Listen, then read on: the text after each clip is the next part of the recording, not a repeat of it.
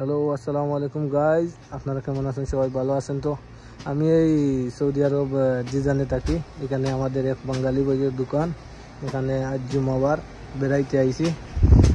আসসালামু আলাইকুম ভাই, কেমন আছেন? ভালো আছেন?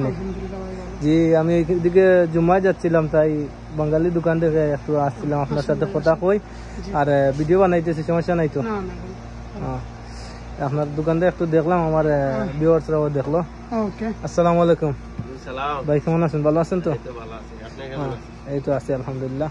এই যে দেখেন মাশাআল্লাহ, দোকান তো অনেক বড় ভাইয়া। জি ভাই, বড়। আসেন আপনারা আসিদা ভাই, যে এখানে আসিদ আছে মাশাআল্লাহ মাশাআল্লাহ। আসির আলমেরাই, শরিকা আলমেরাই, তারপরে অনেক কিছু আছে, মিষ্টি আছে এখানে মাশাআল্লাহ। এখানে হালাওয়াও দেখতেছি, বাংলাদেশের মিষ্টির মতো। আসির আছে, দুধ আছে, জুস আছে, জবাদি আছে, মেরাই আছে। মাশাআল্লাহ, আমরা জৈতুন, বাংলাদেশের জৈতুন বিচরে মিলে না, আর এখানে দেখেন জৈতুন। মাশাআল্লাহ মাশাআল্লাহ মাশাআল্লাহ। দুধ মাশাআল্লাহ, দুধ আছে। এখানে ঠান্ডাও আছে। ঠান্ডা একটু শেষ হয়ে গেছে, ঠান্ডা এখনো গাড়ি আই নাই।